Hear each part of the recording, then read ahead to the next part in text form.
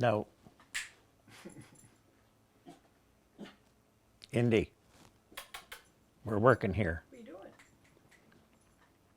On January the 8th, 1994, I wrote in my journal, after spending the day with Charles Bea and her friend King Zimmerman, "She is such a hot and cold woman, sweet, rude, loving, hateful, all in a breath." Well, I developed two ways of coping with her if I felt the situation was going to get Betty White on us again. The simplest was, of course, keep my mouth shut. And then I developed a couple of ways of trying to kind of contradict her in very nice ways or something. But I remember this one night we were there in the kitchen having dinner. She was cooking, and the conversation somehow got around to the fact that I knew the singer Ruth Olay and that she and I had become great friends. Well, Bea turned from the stove and she looked at me. She said, "How do you know Ruth Olay? She's my favorite singer." And so I thought, oh, good, some common ground here. So I started telling her how I had met and become friends with Ruth Olay and still am. She's going to be 90. Well, I thought it was a very interesting story, and I was elaborating with some very interesting detail, I thought. Well, pretty soon, Bea turned from the stove, and she looked at me, and she said, "Larry, does this story have a point?" And I said, "Why, Bea? You got someplace to go?" She just shrugged her shoulders and went back cooking, and I went back to telling my story. But you better believe I did some very quick editing along the way. No sense in taking chances. Bea loved my friend Charles Pierce, and she loved Angela Lansbury.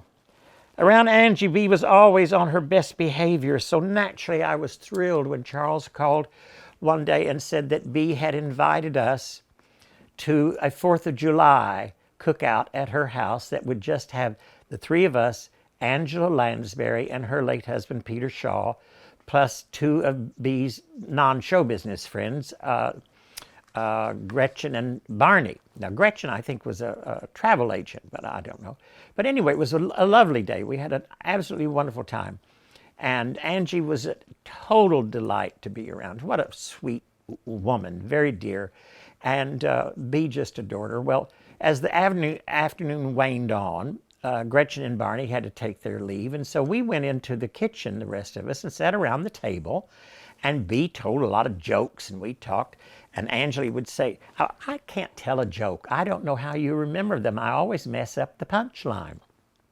Well, then I started telling some theater story or another, and in the middle of it, Angela turned to Bea and said, "He remembers everything."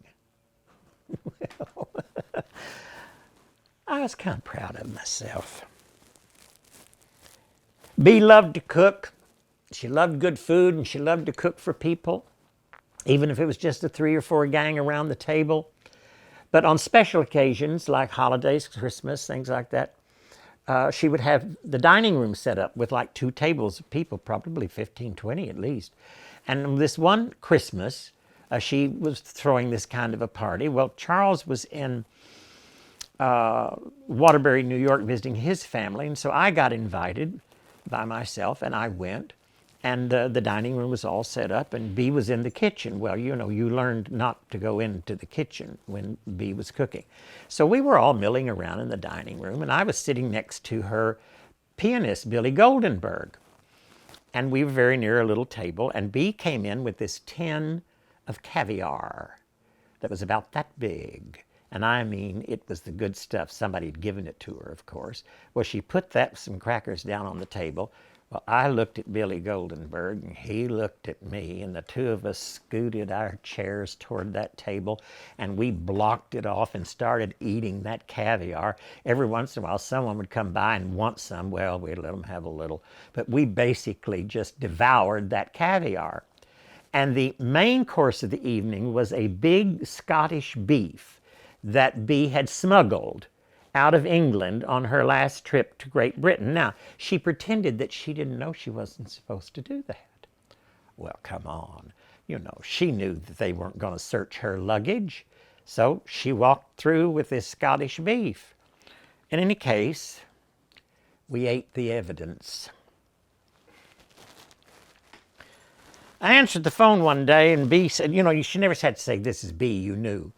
But I answered the phone one day, and she said, "Do you know any other way to cook rutabagas except chop them up and boil the shit out of them?"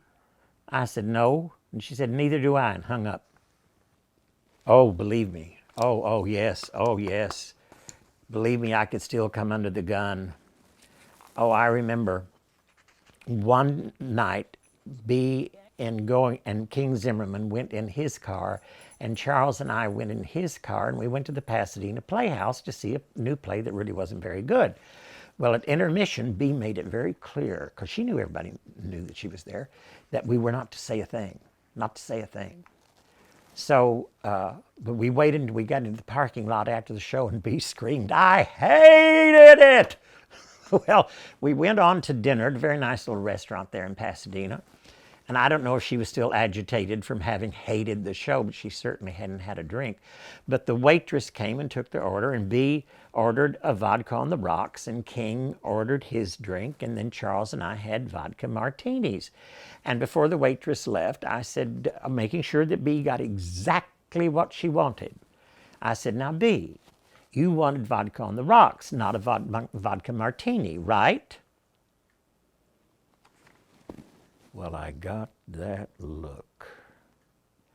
I think she heard me.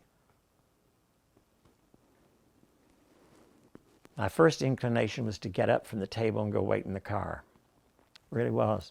But I knew that would just embarrass Charles more, so I didn't. I stuck it out. We had dinner.